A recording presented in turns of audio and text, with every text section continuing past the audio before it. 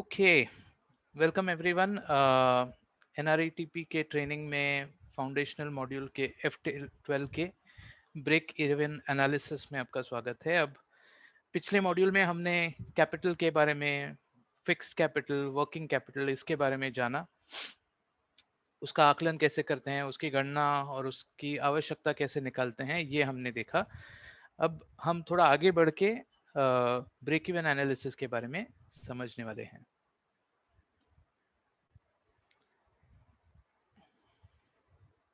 सो break even analysis में ये सारे विषय हैं जो कवर होंगे। एक एक करके हम इसमें से आगे बढ़ेंगे। सबसे पहले अब हम ये देखने वाले हैं कि कॉस्ट, वॉल्यूम और प्राइस, इनके बीच में आपसी संबंध क्या है।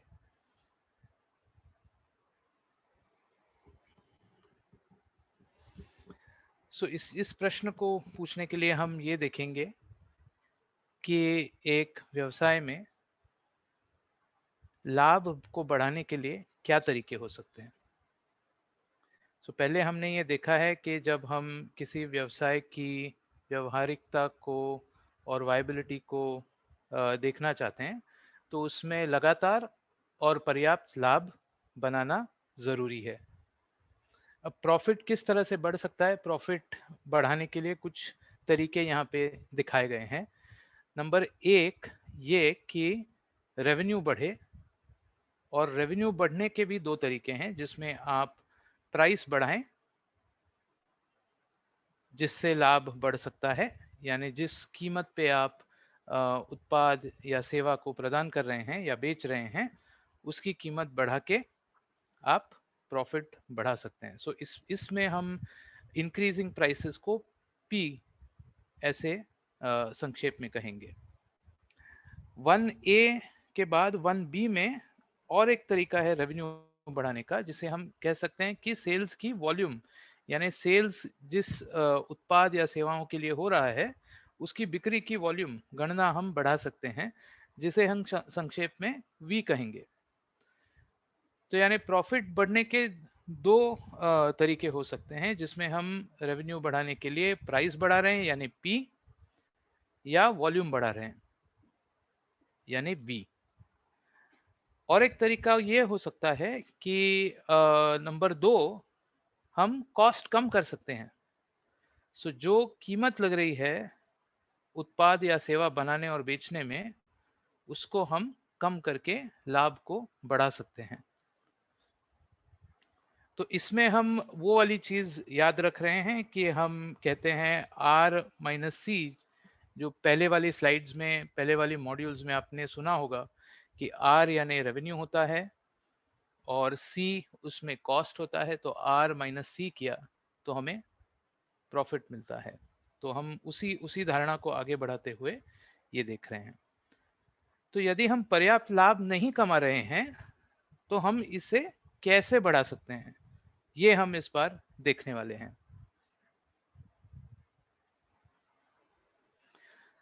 तो आइए देखते हैं कि कॉस्ट, वॉल्यूम और प्राइस, इनके बीच में संबंध क्या है। प्राइस जो होता है, यानी किसी उत्पाद या सेवा की कीमत, ये दो चीजों पर निर्भर होता है कि आपके प्रतिद्वंदी जो हैं, जिसे हम कॉम्पिटिटर कहते हैं, ये किस कीमत पे बेच रहे हैं। और दूसरी चीज ये हो सकती है कि कस्टमर यानी आपके ग्राहक कितना कितनी कीमत चुकाने के लिए तैयार हैं उसी प्रकार की प्रोडक्ट के लिए या उसी प्रकार की सर्विस के लिए जो क्वालिटी में सेम हो। तो यानी प्राइस आपको अगर सेट करना है, तो आपको जाके अपने प्रतिद्वंदियों को देखना पड़ेगा, या ये समझना पड़ेगा कि उसी प्रकार की क्वालिटी के लिए कस्टमर या ग्राहक क्या देना चाहते हैं, कितनी कीमत चुकाने के लिए तैयार हैं। अब इसमें तीन महत्वपूर्ण पैरामीटर हैं जो हम देखेंगे।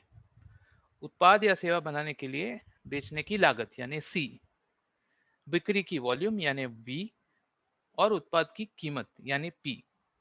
तो ये सी वी पी, अब हम थोड़ा और गौर से देखेंगे इसे कि इसमें है क्या, इन इन तीनों के बीच में क्या चीज है जो इनको जोड़ रही है। इन तीनों के बीच में जो संबंध है वो अगर हम समझ लेंगे तो इसमें हमें थोड़ी और आसानी होगी प्रॉफिट कैसे बढ़ाते हैं ये समझने के लिए।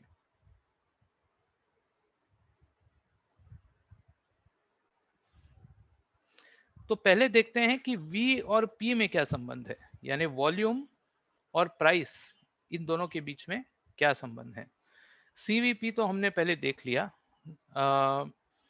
कस्टमर जब कीमतें घटती हैं तो ग्राहक ज्यादा उत्पाद या सेवा खरीदते हैं। ये आपने देखा होगा जब डिस्काउंट अनाउंस होते हैं या कीमतें कम की जाती हैं। आप अगर फेस्टिवल के वक्त देखेंगे, त्योहार के वक्त कुछ चीज़ों की कीमतें कम की जाती हैं, तो ऐसे वक्त पर कस्टमर जाके ज़्यादा मात्रा में वो खरीदते हैं। वैसे ही जब कीमत बढ़ जाती है या कीमत बढ़ाई जाती है तो ग्राहक कम उत्पाद या सेवा खरीदते हैं। ये एक नैसर्गिक या स्वाभाविक व्यवहार है ग्राहकों का। हमारे पास आमतौर पर एक ही बजट होता है, उतने ही पैसे होते हैं। अगर हम उस बजट से अधिक उत्पादों और सेवाओं को फिट कर सकें तो हम उनके अधिक रूप से खरीदारी कर सकते हैं। इसलिए अगर कोई बिजनेस, अगर कोई व्यवसाय कीमतों को कम कर सके तो उन्हें उसे बेचने में ज्यादा आसानी होगी। इसका तात्पर्य यह है कि अगर प्राइस कम किया जाए तो बेचने का, यानी उत्पाद या सेवा बेचने का वॉल्यूम बढ़ाया जा सकता है। लेकिन अगर प्राइस बढ़ जाए तो बेचने का वॉल्यूम कम हो जाएगा या घट जाएगा।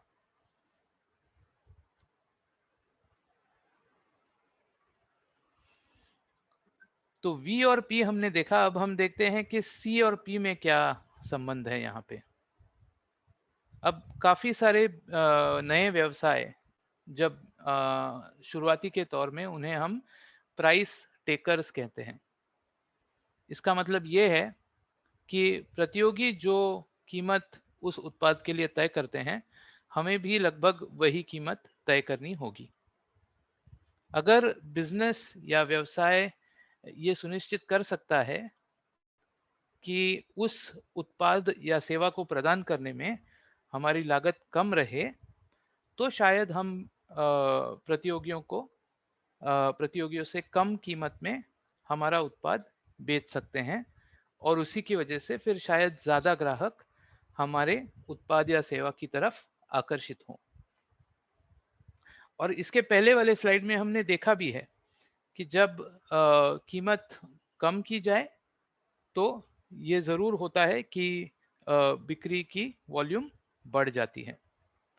तो CVP रिलेशनशिप में अब जब तीनों को एक साथ देखा जाए तो क्या होता है। अगर लागत कम है तो व्यवसाय निर्धारित प्राइस कम रख सकता है, ये बहुत ही जरूरी है। इसका मतलब ये होता है कि व्यवसाय की बिक्री की मात्रा, सेल्स वॉल्यूम बढ़ सकती है। यानी कॉस्ट को अगर हम कम रखें तो कीमत को हम कम रख सकते हैं, जिसकी वजह से सेल्स की वॉल्यूम बढ़ सकती है हमारे बिजनेस के लिए। तो ये इन तीनों के बीच में एक बहुत ही महत्वपूर्ण कड़ी है।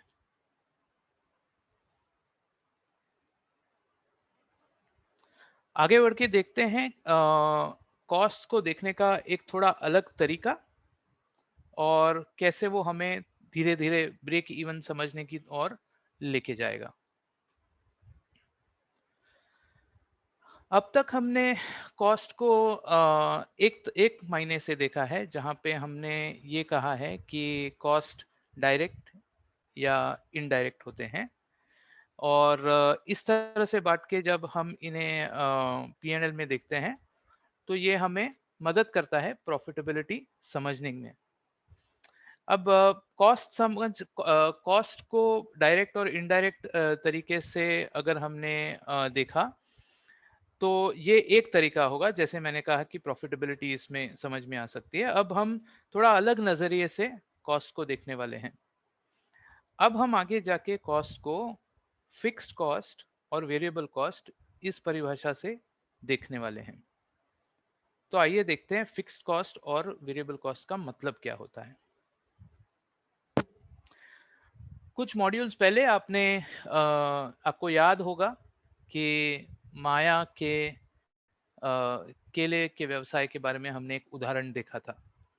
तो आइए माया के इसी व्यवसाय को फिर से परखते हैं, ताकि इसमें हमें फिक्स्ड कॉस्ट और वेरिएबल कॉस्ट समझने में थोड़ी सी मदद हो। तो माया केले 1 रुपए में खरीदती हैं और 2 रुपए में बेचती हैं, यानी उनको हर केले पे 1 रुपए का मुनाफा होता है। उनकी दुकान के लिए वो 500 रुपए किराया हर महीना देती हैं। वो खुद को 2000 रुपया वेतन देती हैं हर माह, और कोई लागत उनके व्यवसाय में नहीं है। हर महीने वो 3000 केले बेच पाती हैं। तो अब माया का पीएनएल अकाउंट किस तरह से दिखता है, पीएनएल विवरण कैसा होगा, आइए इसे देखते हैं। सो माया का पीएनएल अकाउंट यहाँ पे हमारे सामने है। 3000 किलो के हिसाब से रेवेन्यू होगा 6000, क्योंकि 2 रुपए में 1 केला बेच रही हैं। किराया 500 रुपया यहाँ पे दिखाया गया है। जो वेतन माया अपने आप को देती हैं वो 2000 रुपया है, और लागत यानी 1 रुपए में जो खरीदा हुआ 1 केला, तो 3000 किलो का 3000 हुआ। तो इस प्रकार कुल लागत 5500 रुपया हुई, और इनको जो नेट प्रॉफिट हर महीने कमाने मिल रहा है वो है 500 रुपया। अब मान लीजिए अगर 3000 किलो के बदले वो 4000 केले बेच पाती हैं, तो किस तरह से यह पीएनएल अकाउंट या पीएनएल विवरण बदल जाएगा। तो 4000 किलो के अनुसार रेवेन्यू होगा 8000 रुपया। किराया तो वही रहेगा, क्योंकि किराए का कुछ लेना देना नहीं है कितने केले बेच रहे हैं उससे। सो किराया, वेतन वो भी उतना ही रहेगा जो वो वेतन अपने आप को दे रही हैं। कच्चे माल की कीमत बढ़ जाएगी, क्योंकि 1 रुपए में 1 केला मिल रहा है, तो 4000 रुपया वो कीमत हो गई अब। और इस प्रकार से कुल लागत है 6500, और कुल रेवेन्यू उनका है 8000। तो इस प्रकार 4000 केले अगर वो बेचती हैं, तो उनका नेट प्रॉफिट बनता है 1500 रुपया। अब आगे देखते हैं कि इसी प्रॉफिट एंड लॉस को फिक्स्ड और वेरिएबल कॉस्ट की नजरिए से अगर हम देखें तो क्या होगा। इन दोनों पीएनएल स्टेटमेंट्स को अगर हम इनकी तुलना करें, यानी एक तो वो वाला जिसमें हम 3000 केले बेच रहे हैं, जो इधर ऊपर के टेबल में दिखाया गया है जहां रेवेन्यू 6000 है, और दूसरा वो वाला जिसमें 8000 रेवेन्यू है, जहां पे हम 4000 केले बेच रहे हैं हर महीने। तो ध्यान दीजिए कि इसमें जो लाल बॉक्स में दिखाई गई कॉस्ट है या लागत है, जो है किराया और वेतन, ये दोनों सिचुएशन में सेम है। यानी आप केले 3000 बेचें या 4000 बेचें, किराया और वेतन उतना ही रहा। किराया और वेतन की जो कॉस्ट है या जो लागत है वो उतनी ही रही। हाँ, कच्चे माल की लागत चेंज हो रही है, लेकिन ये जो कॉस्ट है किराया और वेतन, ये फिक्स्ड की फिक्स्ड है, वैसी की वैसी हैं। अब हम जान सकते हैं कि इन्हें हम फिक्स्ड कॉस्ट करके कहेंगे। हम इन्हें फिक्स्ड कॉस्ट कह सकते हैं। तो थोड़ा और गौर करते हैं कि फिक्स्ड कॉस्ट और किस प्रकार के होते हैं। फिक्स्ड कॉस्ट वो है जो बिजनेस में बिक्री की वॉल्यूम में परिवर्तन हो जाए तो भी वो कॉस्ट बदलती नहीं है। तो पहले वाले उदाहरण में हमने देखा कि माया जो अपने आप को वेतन दे रही थी और जो अपने व्यवसाय की जगह के लिए किराया दे रही थी, वो बदल नहीं रहा था। हालांकि 3000 से 4000 केले हमने बेचे, लेकिन इस कॉस्ट में चेंज नहीं हुआ। यानी कि अगर हम उत्पाद की या सेवा प्रदान जो हम कर रहे हैं उसकी बिक्री में बढ़ोतरी हो जाए, या उसकी मात्रा घट जाए, या मान लीजिए हम कोई भी सेवा प्रदान न करें, यानी प्रोडक्ट और सर्विस कुछ भी बेच ना पाए, तो भी हमें ये कॉस्ट आएगी बिजनेस में। ये लागत हमें भुगतान करनी ही पड़ेगी। यानी अगर आप केले बेच भी ना पाए, तो ये आप कह नहीं सकते कि हम किराया देंगे नहीं उस जगह का। या मान लीजिए आपने कर्ज लिया है, तो उस पे जो ब्याज का भुगतान होता है, वो तो आपको करना ही होगा। वेतन भी उसी तरह से है कि आपके यहाँ पे अगर आपने कर्मचारी नियुक्त किए हैं, तो उनको तो आपको वेतन देना ही पड़ेगा। उनका इससे कुछ लेना देना नहीं है कि आपके कितने केले बिके या नहीं बिके। तो इस प्रकार की कॉस्ट को हम फिक्स्ड कॉस्ट कहते हैं। यानी अगर व्यवसाय एक भी उत्पाद या सेवाएं नहीं बेच पाता है, फिर भी इससे भुगतान करना पड़ेगा, तो उस कॉस्ट का नाम है फिक्स्ड कॉस्ट। अब इसीलिए ये बहुत जरूरी बन जाता है कि व्यवसाय ने अपने फिक्स्ड कॉस्ट को पूरा प्रयास करना चाहिए कम करने के लिए। इससे ये हो सकता है कि व्यवसाय अगर ज्यादा बिक्री नहीं भी करे, तो भी नेट प्रॉफिट कमाने की रहती है आशा रहती है। मान लीजिए अगर फिक्स्ड कॉस्ट ज्यादा है और बिक्री कम ज्यादा हो रही है, तो उससे प्रॉफिट पे असर पड़ सकता है, या प्रॉफिट कमाने की जो जितना प्रॉफिट बिजनेस कमा सकता है वो कम हो सकता है। तो इसलिए मुख्य बिंदु इसमें यह है कि अगर हम प्रयास करें और फिक्स्ड कॉस्ट को कम रखें, तो बिजनेस के लिए प्रॉफिट कमाने में अच्छा होगा। अब देखते हैं कि वेरिएबल कॉस्ट कौन से हैं। तो हम फिर से वही दो प्रॉफिट एंड लॉस विवरणों का कंपैरिजन करेंगे। हम चेक करेंगे कि इसमें जब 3000 बिक्री हुई और 4000 बिक्री हुई, तो ये कच्चे माल की कीमत बदल गई।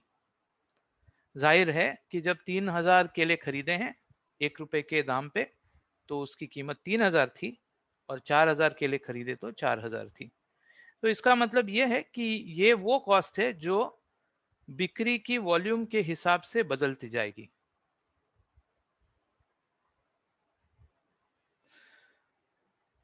तो वेरिएबल कॉस्ट वे लागतें हैं जो सेल्स वॉल्यूम, यानी कि सेवा हो या उत्पाद हो, उसकी बिक्री की मात्रा को जब हम बढ़ाते या कम करते हैं, उस हिसाब से ये कॉस्ट कम या ज्यादा होती जाती है। तो इसका मतलब वॉल्यूम बढ़ने पर वे बढ़ जाते हैं, और वॉल्यूम कम होने पर वो कम हो जाते हैं। अब वेरिएबल कॉस्ट का एक उदाहरण तो आपने देख ही लिया, जो है कच्चे माल की लागत। और एक तरीका और एक प्रकार की वेरिएबल कॉस्ट ये हो सकती है कि आप प्रति पीस दिया गया सेल्स कमीशन, मान लीजिए शूटिंग शर्टिंग या कपड़े की दुकान हो, और उसमें आपके सेल्स काउंटर पे काम करने वाले नियुक्त कर्मचारी हो। अब वो जितने पीस बेचेंगे, उस हिसाब से उसको कमीशन पे आप पैसे दे रहे हैं, तो वो वेरिएबल कॉस्ट बन जाती है। यानी किसी दिन अगर बिक्री नहीं हुई, तो उन्हें आपको कमीशन नहीं देनी पड़ेगी, लेकिन बिक्री जितनी ज्यादा बढ़ती जाएगी, उसी प्रकार से आपकी कमीशन की लागत, यानी कमीशन जो आप उन्हें देंगे, वो बढ़ती जाएगी। सो कुल वेरिएबल कॉस्ट जो है, वो कुल सेल्स वॉल्यूम से विभाजित करते हैं, तो हम प्रति इकाई वेरिएबल कॉस्ट का पता लगा सकते हैं। यानी टोटल वेरिएबल कॉस्ट को अगर हम जोड़ दें और उसको डिवाइड कर लें सेल्स वॉल्यूम से, तो जो हमें प्राप्त होता है उसे हम कहते हैं वेरिएबल कॉस्ट पर यूनिट। यानी प्रति उस उत्पाद की कॉस्ट जो वेरिएबल है, हमने उसको उसका विभाजन सेल्स वॉल्यूम से कर दिया। हमारे उदाहरण में वेरिएबल कॉस्ट पर यूनिट है 1 रुपया, क्योंकि 1 रुपया प्रति उत्पाद की कॉस्ट है। अब ये जान के ओनर को कैसे फायदा होगा कि ये प्रति इकाई वेरिएबल कॉस्ट जो है, इसका क्या उपयोग है बिजनेस ओनर को जानने का, वो अब हम देखेंगे। सो अब थोड़ा वेरिएबल कॉस्ट पर यूनिट जो हमने पिछले स्लाइड में कैलकुलेट किया है, उसका और व्यवसाय की वायबिलिटी का क्या संबंध है, ये जरा थोड़ा देखते हैं। So variable cost per unit अगर ज्यादा है सेलिंग प्राइस से, वेरिएबल कॉस्ट पर यूनिट अगर ज्यादा है बिक्री मूल्य से, तो वो उत्पाद या सेवा व्यवसाय के लिए कभी भी वायबल नहीं हो सकता। तो इसका मतलब ये है कि आप उस प्राइस पे बेच रहे हैं जहां पे उसकी वेरिएबल कॉस्ट भी बिक्री के प्राइस से, बिक्री के मूल्य से ज्यादा है। अब बिक्री के मूल्य से अगर ये ज्यादा है तो ज्यादा दिनों तक हम कहेंगे कि वो बिजनेस वायबल नहीं होगा। जल्द ही बिजनेस में लॉस होना या नुकसान होना शुरू हो जाएगा, और वो लॉस बढ़ते जाएगा जैसे जैसे आपका सेल्स वॉल्यूम बढ़ेगा। क्योंकि याद रखिए कि जैसे जैसे आपकी बिक्री की कॉस्ट, बिक्री की वॉल्यूम बढ़ेगी, और अगर variable cost per unit selling price से ज्यादा है, तो उतना प्रति यूनिट लॉस आपका बढ़ते ही जाएगा। So variable cost per unit अगर सेलिंग प्राइस से ज्यादा है तो बिजनेस ने क्या करना चाहिए? बिजनेस ने सबसे पहले ये कोशिश करनी चाहिए कि वेरिएबल कॉस्ट कम करने के लिए मोल भाव थोड़े प्रयास करना चाहिए अपने सप्लायर से बेहतर मोल भाव करने का। यानी दाम अगर हम कच्चे माल की थोड़ी कम कर सकें बातचीत करके, तो उससे वेरिएबल कॉस्ट कम करने में थोड़ा फायदा हो सकता है। और एक तरीका है वेरिएबल कॉस्ट कम करने का कि हम उत्पादन की प्रक्रियाओं में सुधार लेके आए। उत्पादन की प्रक्रियाओं में अगर सुधार लेके आएंगे तो इससे भी सीधा असर पड़ेगा वेरिएबल कॉस्ट पे, जिससे फिर से हमें वेरिएबल कॉस्ट पर यूनिट कम करने के लिए सहायता होगी। अगर ये दोनों जो सुझाव हैं या ये दोनों जो चीजें हैं ये नहीं हो पाती हैं, तो फिर तीसरा पर्याय हमारे पास ये बचता है कि नुकसान से बचने के लिए बिक्री का मूल्य हम बढ़ाएं। तो याद रखिए, हमें लॉस इसलिए हो रहा है क्योंकि variable cost per unit selling price से कम है। तो अगर और कोई पर्याय नहीं है तो हमें फिर selling price variable cost per unit से ज्यादा करना पड़ेगा, बढ़ाना पड़ेगा। अब इसमें ध्यान रखने वाली बात यह है कि कॉम्पिटिटर्स के प्राइसेस या कॉम्पिटिटर की कीमतों को भी ध्यान में रखना पड़ेगा। तो एक उत्पाद या सेवा कभी भी वायबल नहीं हो सकती है यदि उसकी प्रति इकाई वेरिएबल कॉस्ट यानी वेरिएबल कॉस्ट पर यूनिट बिक्री मूल्य से अधिक है। तो वायबिलिटी के लिए ये एक चीज हमें पैरामीटर ध्यान में रखना होगा कि किसी भी उत्पाद या सेवा की प्रति इकाई वेरिएबल कॉस्ट अपने बिक्री मूल्य से कम होनी चाहिए।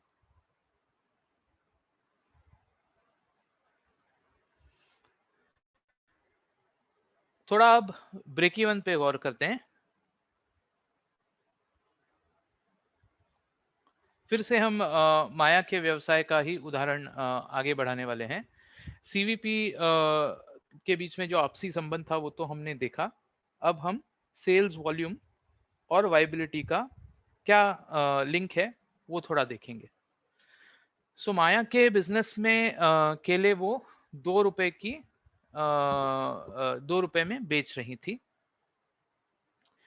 अब मान लीजिए माया सिर्फ 1,000 केले बेच पाई एक महीने में, तो क्या होगा? तो एक केले को 2 रुपए में बेच रही हैं, इसलिए 2,000 रुपया रेवेन्यू है।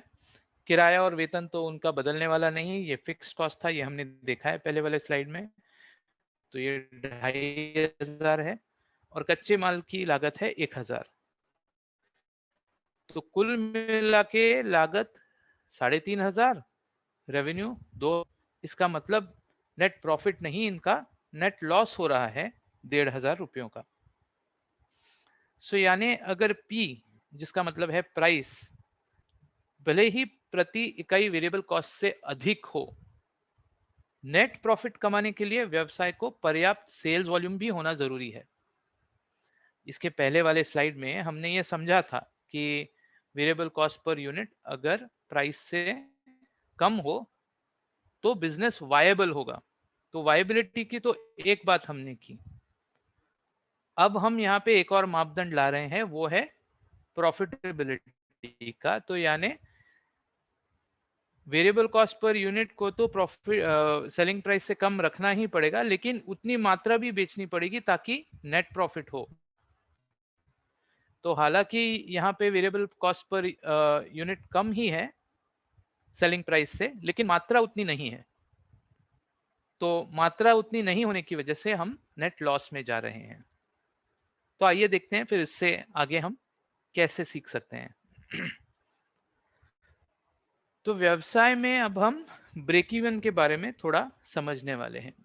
ब्रेक इवन तब होता है जब व्यवसाय को ना ही लाभ हो और ना ही नुकसान होता है। इस धारणा को समझने के लिए अब हम एक आसान सा समीकरण शुरू करेंगे जिसे हम जानते हैं पहले से ही, जो है net profit is equal to revenue minus costs. तो ब्रेक इवन में ये समीकरण का बायां हिस्सा शून्य होना चाहिए, क्योंकि कोई लाभ नहीं है और कोई नुकसान नहीं है। इसलिए ब्रेक इवन के समय रेवेन्यू माइनस कॉस्ट या zero is equal to revenue minus cost होता है। तो इसको और एक तरीके से अगर हम लिखा जाए तो ये वो अवस्था है बिजनेस में जहां पे रेवेन्यू और कॉस्ट समान है। So break even is when the revenue of a business are equal to its cost. यानी आपका बिजनेस ना प्रॉफिट कमा रहा है, ना ही लॉस में है, ना ही नुकसान में है। तो वो अवस्था बिजनेस में जब होती है हम उसे ब्रेक इवन कहते हैं।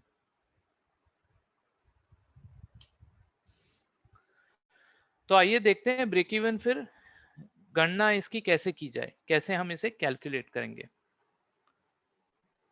थोड़ा अब हम इसे संक्षेप में नोटेशन यूज करेंगे। तो टोटल फिक्स्ड कॉस्ट जो है उसे हम TFC कहेंगे, और टोटल वेरिएबल कॉस्ट जो है उसे हम TVC कहेंगे। तो ये वेरिएबल कॉस्ट पर यूनिट नहीं है, अब हम टोटल वेरिएबल कॉस्ट की बात कर रहे हैं, इसे ध्यान में रखिएगा। पहले हम जब प्रॉफिटेबिलिटी और वायबिलिटी की बात कर रहे थे तब हमने पर यूनिट देखा था, अब हम टोटल देख रहे हैं। तो टोटल कॉस्ट में दो भाग आते हैं, जो है टोटल फिक्स्ड कॉस्ट TFC और TVC जो है टोटल वेरिएबल कॉस्ट। तो इसका मतलब ये हुआ कि ब्रेक इवन वो अवस्था है जब revenue is equal to TFC plus TVC। अब आइए थोड़ा समझने की कोशिश करते हैं कि ये माया के बिजनेस में कैसे होगा। सो माया के बिजनेस में अभी जल्द से देख लेते हैं। किराया है दुकान का 500 रुपया, जो अभी भी वही है। वो खुद को जो मासिक वेतन दे रही है वो भी अभी वही है, 2000 रुपया। माया 1 रुपए में केले खरीदती हैं और 2 रुपए में बेचती है। ये अवस्थाएं अभी तक बदली नहीं है उनके बिजनेस में। तो क्योंकि माया एक ही उत्पाद यानी केला बेच रही हैं, तो उनके रेवेन्यू को हम सेल्स वॉल्यूम और केले के प्रति यूनिट प्राइस से उपयोग करके ब्रेक इवन का समीकरण लिख सकते हैं। यानी V मल्टीप्लाइड बाय P, और इसमें V यानी वॉल्यूम है और P यानी प्रति यूनिट प्राइस है। तो V मल्टीप्लाइड बाय P, और ये भी रेवेन्यू होगा। आपको याद है जब वो 3000 केले बेच रही थी तो 3000 V है और P 2 रुपीज है, 2 रुपया है, तो 6000 रेवेन्यू था, ये आपको याद होगा। और TFC और TVC है। तो मेन वेरिएबल कॉस्ट इनका क्या था? कच्चा माल। तो इसको हम कह सकते हैं कि TVC as volume per unit variable cost C। तो अब हम इसका थोड़ा फिर से TVC का भी विस्तार कर रहे हैं। जैसे हमने रेवेन्यू का विस्तार किया वॉल्यूम के बिना पर V इंटू P, वैसे ही अब हम टीवीसी का विस्तार कर रहे हैं V इंटू सी। तो वॉल्यूम तो सेम ही है, जब 3000 केले बेच रहे हैं तो वो V इंटू पी है, यानी 3000 इंटू 2। और जब हम कॉस्ट देख रहे हैं टीवीसी, तो हम कह रहे हैं कि 3000 इंटू 1। तो इसको जब हम फिर से घुमा देते हैं या सिंप्लीफाई कर देते हैं इस समीकरण को, तो इसका नतीजा ये होता है कि volume is equal to T F C divided by P minus C, यानी उत्पाद की प्राइस माइनस उत्पाद की प्रति इकाई वेरिएबल कॉस्ट। ये हमने कुछ जंतर मंतर नहीं किया है यहाँ पे, ये सिर्फ यहाँ पे हमने v और b को इस तरफ लेके आए हैं और ये मैथ्स के समीकरण के हिसाब से फिर ये v को मल्टीप्लाई करके p इंटू सी को वापस इस तरफ लेके आ गए हैं। तो बस उतना ही किया, दिखने में वही है, लेकिन अब ये हमें थोड़ा सा आसानी दे रहा है समझने में कि क्या वो वॉल्यूम होना चाहिए जब हमें ब्रेक इवन अचीव करना हो। सो ये ब्रेक इवन वॉल्यूम का फॉर्मूला है टोटल फिक्स्ड कॉस्ट यानी टीएफसी जो हमने यहाँ पे लिखा हुआ है, डिवाइडेड बाय ब्रैकेट्स के अंदर P माइनस सी यानी price of the product minus per unit variable cost of the product, प्रति इकाई वेरिएबल कॉस्ट उत्पाद की।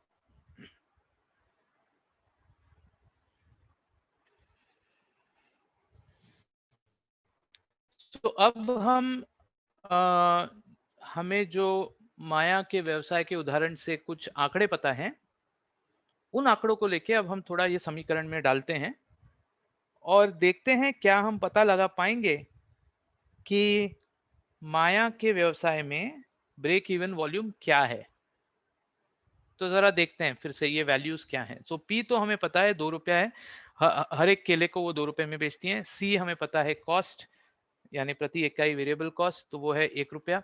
टी एफ सी है किराया और वेतन, ये है फिक्स्ड कॉस्ट, तो वो हो गया 2500 रुपया। अब इसको हम उस समीकरण में डालें कि V is equal to T F C divided by P minus C, तो क्या नतीजा आता है 2500 डिवाइडेड बाय 2 माइनस 1 यानी 2500। इसका मतलब ये है कि अगर माया एक महीने में 2500 केले बेचती हैं तो उसे ना प्रॉफिट होगा ना ही नुकसान होगा। तो इसलिए हम कहेंगे कि 2500 केले ये उसका मासिक ब्रेक इवन वॉल्यूम है, यानी उन्होंने 2500 से अगर एक केला कम बेचा तो उनको लॉस होगा, और 2500 से एक केला ज्यादा बेचा तो उनको प्रॉफिट होगा। तो 2500 वो मात्रा है जिसमें बिक्री होने पे उनको ना प्रॉफिट होगा ना लॉस। तो ये अब हम एक बार चेक कर सकते हैं P&L स्टेटमेंट में डाल के, क्या ये सचमुच सही है। तो हमने कहा 2500 रुपए की वॉल्यूम है, तो उस हिसाब से 2 रुपए के महीने से ये 5000 रुपया रेवेन्यू हो गया। किराया और वेतन तो वही है, ये फिक्स्ड कॉस्ट था।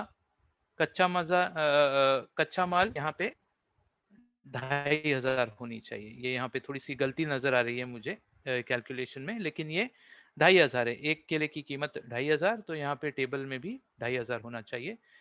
तो कुल फिर हमारी ये जो कॉस्ट कुल लागत है वो भी 5000 रुपए हो जाएगी। तो इस प्रकार रेवेन्यू और कुल लागत एक ही है, इसलिए हमें ना यहाँ पे दिखा रहे हैं। यानी कि ये वो अवस्था है जब माया व्यवसाय में 2500 केले बेचेगी एक महीने में, तो उस महीने उन्हें ना प्रॉफिट होगा ना लॉस होगा, और इस अवस्था को हम ब्रेक इवन पॉइंट या ब्रेक इवन वॉल्यूम कह सकते हैं।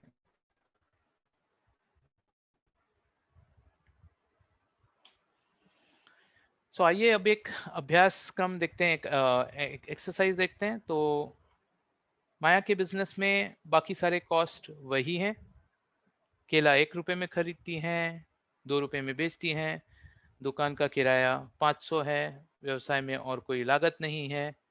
माया ने लेकिन इस बार जो वो वेतन अपने आप को दे रही हैं उसको उन्होंने 2000 से बढ़ा के अब 3000 प्रति माह कर दिया है।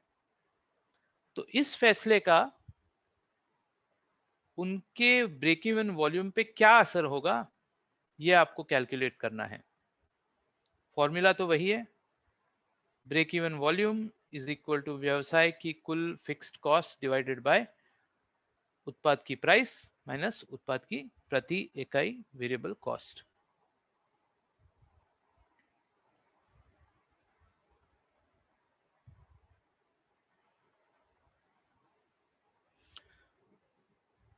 पहली एक्सरसाइज आपने कंप्लीट कर ली है।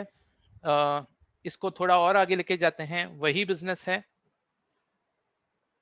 1 रुपए में केला खरीद रहे हैं, दुकान का किराया 500 रुपया है। अब उन्होंने 3000 रुपए नहीं, अपने आप को 2000 रुपए वेतन फिर से देना शुरू कर दिया है प्रति माह, और कोई लागत नहीं है बिजनेस में। लेकिन उन्होंने सोचा है कि अब वो केले को 2 रुपया में बेचने के बजाय 2.25 रुपए में बेचने का फैसला कर रही हैं। तो अब फिर से ब्रेक इवन वॉल्यूम का अगर आप फॉर्मूला इस्तेमाल करें तो आपको ये गणना करनी है कि इनके बिक्री के प्राइस को बढ़ाने की वजह से अब क्या ब्रेक इवन वॉल्यूम बदल गया है। तो वो आपको पहले ये सूत्र इस्तेमाल करके कैलकुलेशन करना पड़ेगा।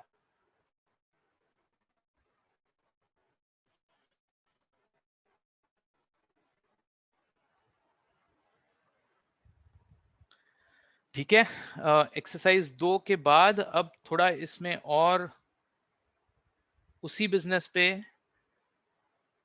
चेंज करते हैं थोड़ा सा। केले वो अब 2 रुपए में बेच रही हैं, किराया दुकान का 500 रुपया ही है, वेतन 2000 ही है और कोई लागत नहीं है। लेकिन माया सफल हो गई हैं सप्लायर के साथ मोल भाव करने में, और अब उन्हें एक केले की कीमत 1 रुपया नहीं 75 पैसा है। सो कॉस्ट जो उनकी वेरिएबल कॉस्ट है, प्रति इकाई वेरिएबल कॉस्ट, वो 1 रुपए के बदले 75 पैसे हो गई है। तो इसका अब ब्रेक इवन वॉल्यूम पर क्या असर पड़ेगा, ये आप इस सूत्र को इस्तेमाल करके पता लगाइए और इसकी गणना कीजिए।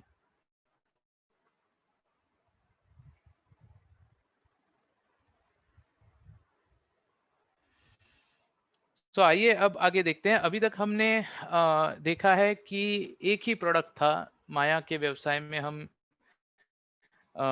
केले को इस्तेमाल करके ब्रेक इवन वॉल्यूम क्या हो सकता है इसे समझने की कोशिश कर रहे थे। अब अगर किसी व्यवसाय में एक से ज्यादा उत्पाद बेचे जा रहे हैं तो इसमें फिर ब्रेक इवन का विश्लेषण कैसे होगा, ये हम जरा पता लगाने की कोशिश करते हैं। तो माया अब अपने व्यवसाय के विस्तार करके केले के साथ साथ सेब भी बेचना चाहती हैं। तो अब केले और सेब बेचने लगी हैं, और केले 1 रुपए में खरीदती थी वो वैसा ही है, 2 रुपए में बेच रही हैं। सेब जो है वो 4 रुपए में खरीदती हैं और उन्हें 6 रुपए में बेच देती हैं। तो मान लीजिए अब हम ए इसे एप्पल्स की बिक्री की संख्या पकड़ के चलेंगे, और बी वो संख्या है जिसमें केले बिकते हैं। तो उसके रेवेन्यू अब सेब और केले दोनों बेचने से आ रहे हैं, सिर्फ केले नहीं। इसलिए हमें रेवेन्यू के लिए सूत्र बदलना पड़ेगा। हमें लिखना पड़ेगा कि revenue is equal to 6A, यानी जितने एप्पल बेचे उसकी इक्वेशन है ये। सो 6A + 2B, और इसमें 2 है कीमत केले की, 6 है कीमत एप्पल की, और A और B है बिक्री की संख्या। सो अब हम देखते हैं रेवेन्यू ऐसा है। सो TFC टोटल फिक्स्ड कॉस्ट में अभी वेतन है और किराया है, तो वो है 2500 रुपया। इसकी टोटल वेरिएबल कॉस्ट को अब हमें देखना होगा। सो टोटल वेरिएबल कॉस्ट आ रही हैं एप्पल बेचने से और बनाना बेचने से, यानी केले बेचने से। सो आइए हम इसे देखते हैं कि हम किस तरह से इसको लिख सकें। सो इसके पहले रेवेन्यू में तो हमने देख लिया कि revenue is 6A and 2B। ये देखिए 6A और 2B। अब हम कॉस्ट देखने के लिए हम जानते हैं कि 4 रुपए में एक एप्पल खरीदा जाता है और 1 रुपए में एक केला खरीदा जाता है। तो TVC जो है उसे है 4A प्लस 1B। तो कुल लागत यानी टोटल कॉस्ट होगा TFC प्लस TVC। TFC तो हमें पता है कि ये 2500 है और TVC होगा 4A या B, और इसमें जब हम बिक्री की गिनती डालेंगे तो हमें वो टोटल कॉस्ट पता चलेगा। तो इस प्रकार से हमने अभी तक ये पता लगा लिया है कि टोटल रेवेन्यू का क्या फॉर्मूला है और टोटल कॉस्ट का क्या फॉर्मूला है। अब याद करिए ब्रेक इवन क्या अवस्था है, जिसमें revenue is equal to TFC plus TVC। तो इस समीकरण में रेवेन्यू, TFC और TVC के मूल्यों को डालकर अगर हम लिखें तो हमें मिलेगा 6A प्लस 2B जो है रेवेन्यू, और TFC है 2500 और TVC है 4A प्लस 1B। अब इसी समीकरण को और सरल करने से हमें प्राप्त होगा कि 2A plus 1B is equal to 2500। तो ये हमें बताता है कि जो सेब की संख्या है A और जो केले की संख्या है B, इस समीकरण को संतुष्ट करेंगी उन संख्याओं जितने उत्पाद बेच के व्यवसाय ब्रेक इवन मिल सकता है। यानी एक संभावना नहीं होगी, काफी संभावनाएं हो सकती हैं। तो देख लेते हैं कि कितनी ऐसी संभावनाएं। तो यानी अगर माया 5000 बनाना बेचेंगी तो भी उनका ब्रेक इवन होगा। अगर वो 500 एप्पल और 1500 बनाना बेचेंगी तो भी उनका ब्रेक इवन हो सकता है। या 1250 सेब बेचेंगी और एक भी केला नहीं बेचेंगी तो भी उनका ब्रेक इवन हो सकता है। तो जैसे जैसे उत्पाद की मात्रा या उत्पाद के प्रकार बढ़ते जाएंगे बिक्री में, तो हमारा ब्रेक इवन कैलकुलेट करने का फॉर्मूला थोड़ा संभावनाएं बढ़ सकती हैं, बदल सकती हैं।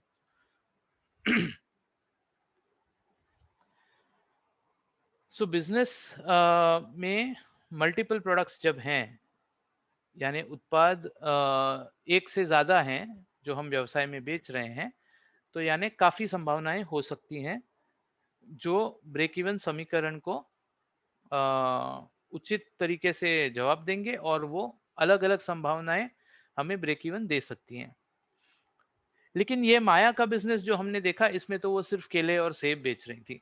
मान लीजिए किसी किराने का व्यवसाय है जो 50 प्रकार के उत्पाद बेचता है, तो अब इसका समीकरण बाएं हाथ का जो रेवेन्यू का था वो तो उसके 50 हिस्से बन जाएंगे। इसका मतलब इस उद्यमी के लिए इस तरह का समीकरण ज्यादा मददगार नहीं होगा अगर वो समझना चाहते हैं कि ब्रेक इवन वॉल्यूम क्या है, और उनको एक निश्चित आंसर या निश्चित जवाब भी नहीं मिलेगा। ऐसे मामले में वॉल्यूम के बजाय रेवेन्यू के संदर्भ में ब्रेक इवन पर चर्चा करना लाजमी होगा या बेहतर होगा। तो मल्टीपल प्रोडक्ट यानी एक से ज्यादा या दो से ज्यादा या कई सारे उत्पाद वाले व्यवसाय जब हमारे पास हैं, तो उसमें हम revenue is equal to total cost, जिसमें TFC और TFC का हिस्सा है, उस द्वारा हम ब्रेक इवन को दर्शा सकते हैं। So revenue is equal to total cost, ये समीकरण हम उस वक्त उपयोग करेंगे जब काफी सारे प्रोडक्ट व्यवसाय बेच रहा हो।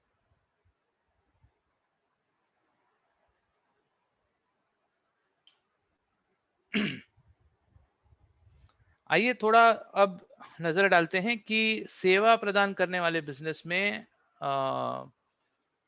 कैसे हम ब्रेक इवन को समझ सकते हैं। अब तक तो हमने ब्रेक इवन विश्लेषण प्रोडक्शन और ट्रेडिंग के नजरिए से देखा था कि किराने वाले की दुकान में क्या होगा।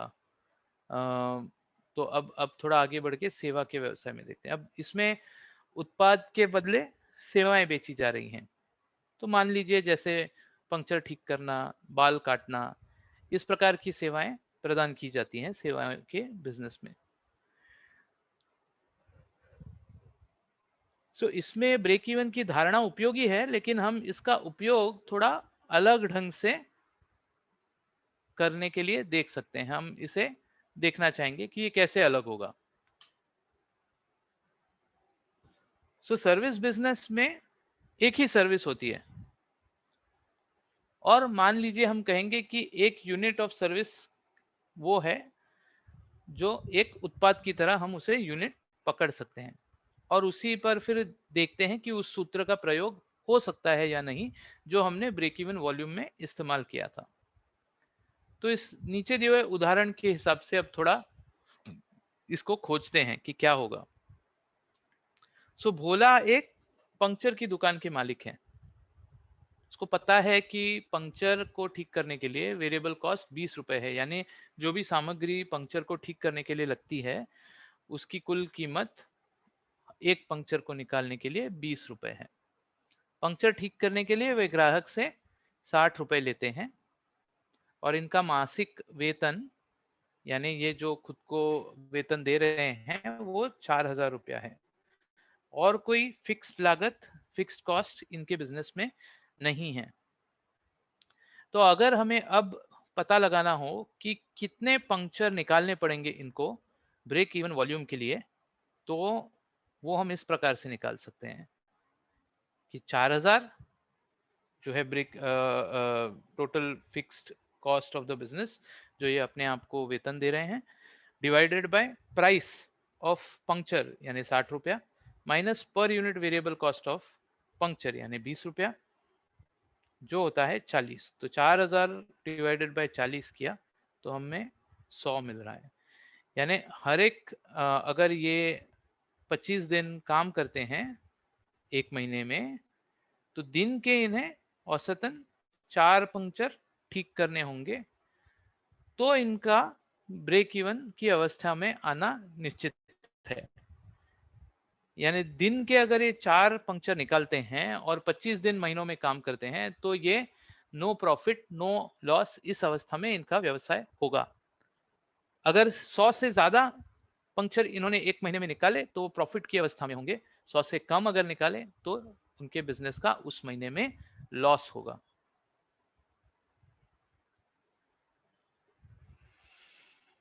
अब इसमें भी ये संभावना है कि जैसे एक से ज्यादा उत्पाद बेचे जा सकते हैं, तो एक से ज्यादा, एक से अधिक सेवाओं का भी प्रदान किया जा सकता है। तो इसमें भी थोड़ा अलग दृष्टिकोण देखना होगा।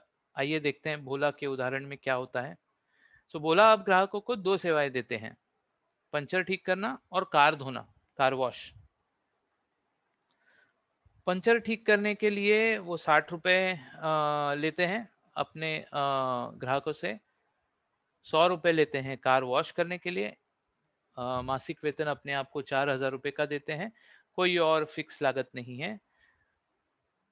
पंचर ठीक करने की वेरिएबल कॉस्ट अभी भी 20 रुपया है, और गाड़ी साफ करने की वेरिएबल कॉस्ट है 50 रुपया।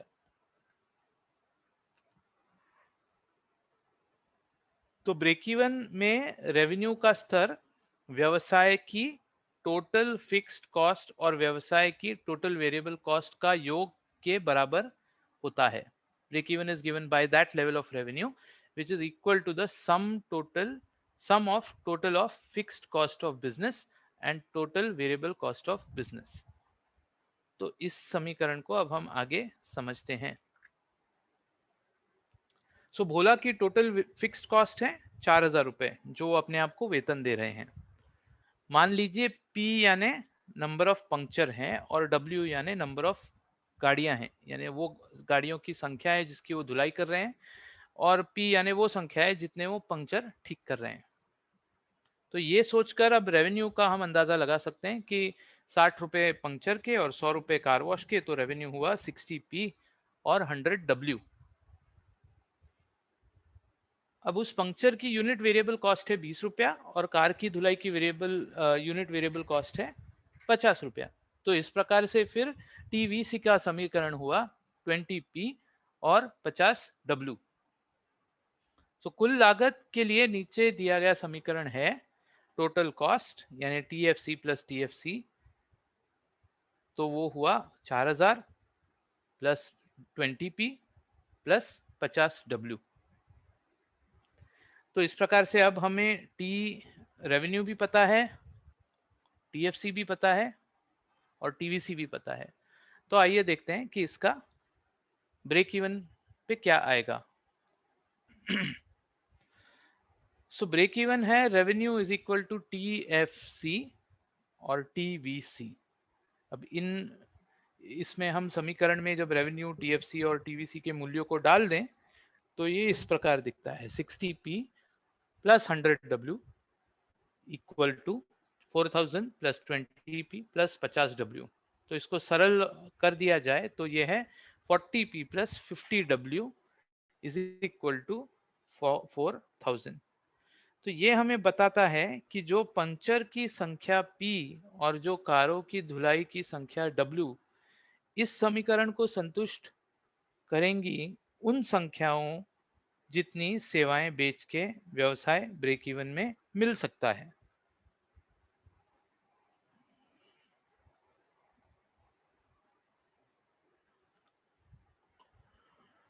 हमारा ये समीकरण ये था कि 40p प्लस 50W यानी 4000। तो ये वो समीकरण है जहां पे वॉल्यूम या बिक्री की मात्रा अगर हम डालें तो क्या बिक्री की मात्रा डाल के हम ब्रेक इवन वॉल्यूम पे आएंगे। अब फिर से इसकी एक नहीं, एक से ज्यादा ऑप्शन हो सकते हैं। तो यहाँ पे हमने दिया है कि 50 पंक्चर और 40 कार वॉश, या 80 पंक्चर और 16 कार वॉश, या एक भी पंक्चर नहीं लेकिन 80 कार वॉश। तो आप जरा सोचिए और दिमाग लगाइए कि इनमें से कौन सा जवाब सही है और परिपूर्ण है ब्रेक इवन वॉल्यूम का पता लगाने के लिए। यानी यहाँ का महत्वपूर्ण मुद्दा ये है कि अगर दो सेवाएं प्रदान की जा रही हैं तो इनकी प्राइस P1 P2 अगर है और टोटल फिक्स्ड कॉस्ट TFC है तो ब्रेक इवन की मात्रा को अचीव करने के लिए सेल्स वॉल्यूम का कॉम्बिनेशन ए और बी में हो सकता है। उसके लिए समीकरण है TFC is equal to A multiplied by P1 plus B multiplied by P2। तो ए और बी के कोई भी जो कॉम्बिनेशन जो हमने ऊपर दिखाए हैं पंक्चर और कार वॉश के, इसमें से जो इसमें फिट बैठते हैं उन सारी स्थितियों में ये बिजनेस ब्रेक इवन पे रहेगा।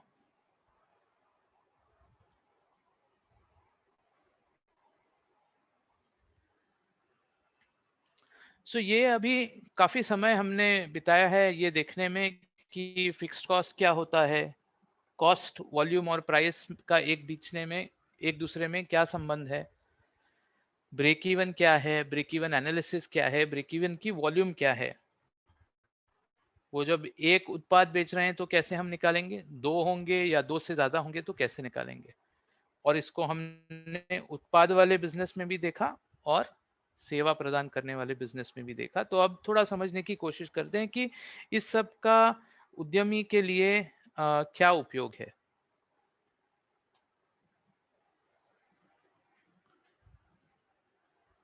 बिजनेस यानी व्यवसाय, हमने सबसे पहले मॉड्यूल में ये सीखा है कि वो सिर्फ ब्रेक इवन के लिए नहीं चलाया जाता। ब्रेक इवन हासिल कर लिया तो हमने अपने व्यवसाय का ऑब्जेक्टिव अचीव कर लिया है, नहीं।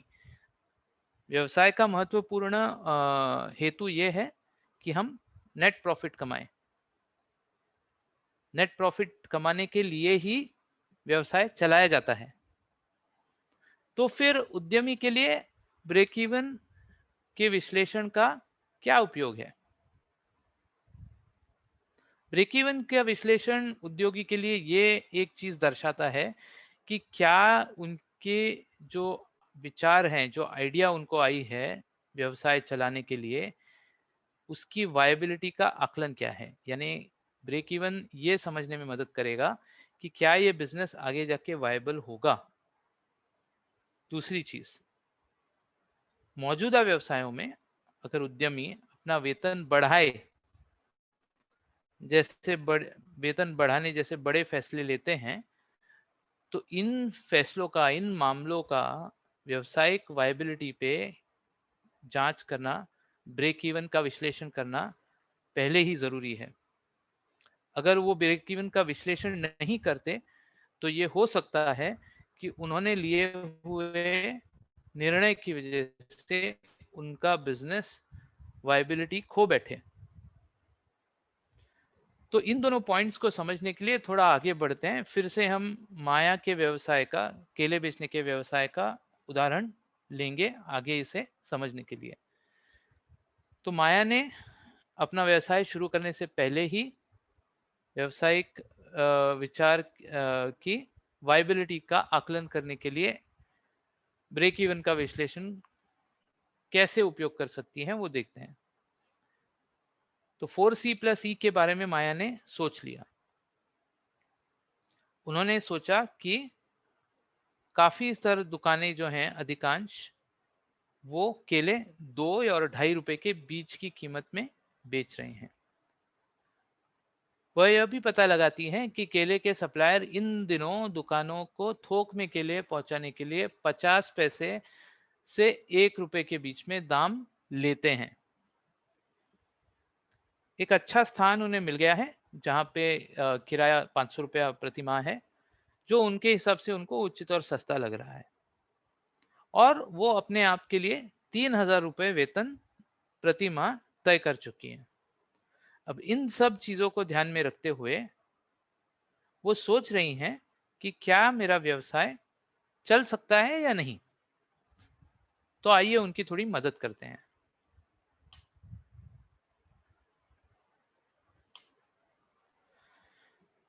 नया बिजनेस है। माया 4C+E कर चुकी हैं। उन्होंने ये तय कर लिया है कि केले बेचने हैं सबसे सस्ते कीमत में, क्योंकि आपको वो समझदार हैं, उनको याद है कि कम कीमत में बेचने से ज्यादा कस्टमर खरीदेंगे, बिक्री ज्यादा होगी। अब इसके लिए उन्हें वेरिएबल कॉस्ट कम रखने के लिए अपने सप्लायर से कॉस्ट में खरीदना पड़ेगा, ज्यादा कॉस्ट में खरीदना पड़ेगा अगर ये मात्रा ज्यादा बड़ी नहीं है, क्योंकि वो फिर उन्हें डिस्काउंट नहीं देंगे। यह सब सोचने के बाद ₹2 के प्राइस और ₹1 में खरीदारी का प्लान तय हुआ। टोटल फिक्स्ड कॉस्ट है ₹3500, जो है 3000 वेतन, किराया 500, ब्रेक इवन हुआ 3500 क्वांटिटी। यानी अगर वो महीने में 3500 केले बेच पाती हैं तो उनका ब्रेक इवन अचीव हो जाएगा, वो अपने केले के बिजनेस में ब्रेक इवन हासिल कर लेंगी।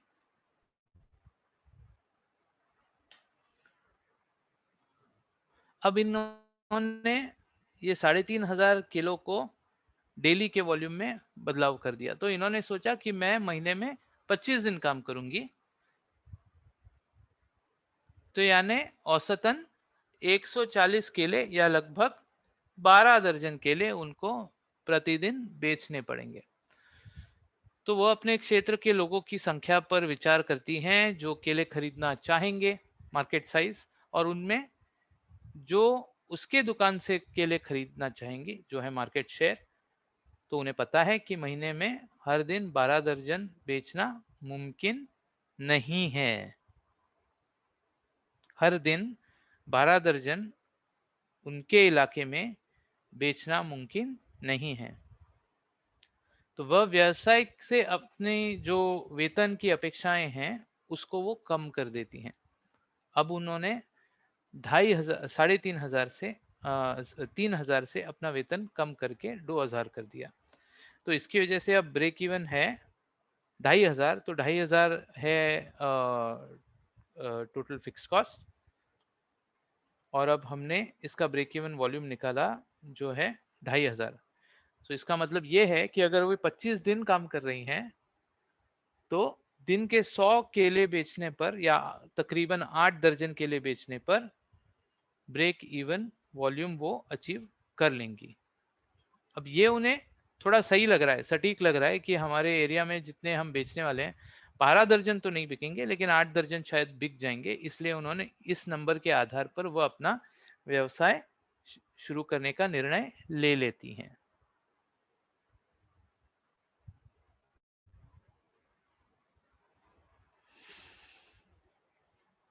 तो आइए अब देखते हैं कि माया किस प्रकार से व्यावसायिक वायबिलिटी समझने के लिए ब्रेक इवन विश्लेषण का उपयोग करती हैं।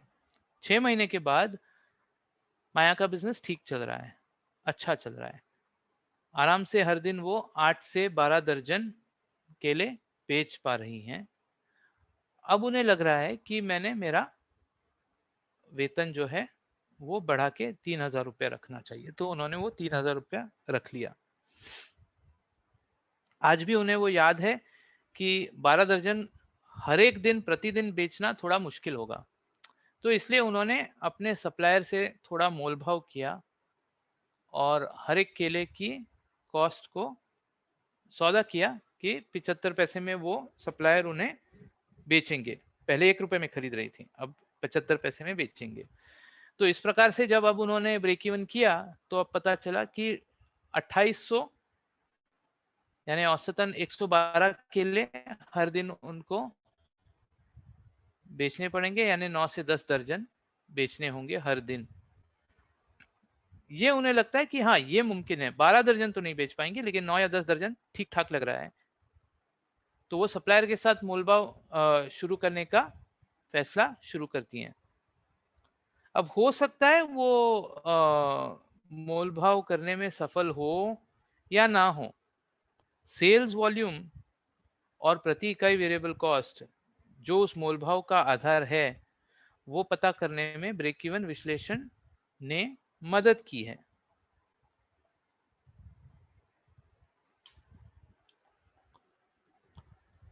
इस ब्रेक इवन विश्लेषण का उपयोग हम बिजनेस ग्रो करने के निर्णयों में भी उपयोग कर सकते हैं या इस्तेमाल कर सकते हैं। तो ग्रोथ मॉड्यूल को हम आगे जाके और विस्तार में सीखने वाले हैं, जहाँ पे हम ये देखेंगे कि बिजनेस को या व्यवसाय को ग्रो करने के या उसका विस्तार करने के काफ़ी अलग-अलग तरीके होते हैं। कुछ तरीके ऐसे हैं जो नए उत्पाद या नए सेवाओं की शुरुआत करना पसंद करते हैं, कुछ दुकानों की स्थापना करना पसंद करते हैं, कुछ उत्पादन बढ़ाने के लिए मशीनें खरीदना पसंद करते हैं। तो इस प्रकार से काफ़ी सारी चीज़ें हैं जो यहाँ पे हम देखेंगे। तो इस मॉड्यूल में हम फिर से वायबिलिटी का आकलन करने के लिए एक बार फिर ब्रेक इवन विश्लेषण का उपयोग करेंगे। सो ब्रेक इवन विश्लेषण ना ही एक नए व्यवसाय की वायबिलिटी के आकलन के लिए उपयुक्त है, लेकिन व्यवसाय में छोटे बदलाव लाने के लिए और बढ़ोतरी करने के लिए उन निर्णयों का व्यवसाय में वायबिलिटी होगा या ब्रेक इवन होगा, वो समझने के लिए ब्रेक इवन एनालिसिस उपयुक्त है या उपयोगी है।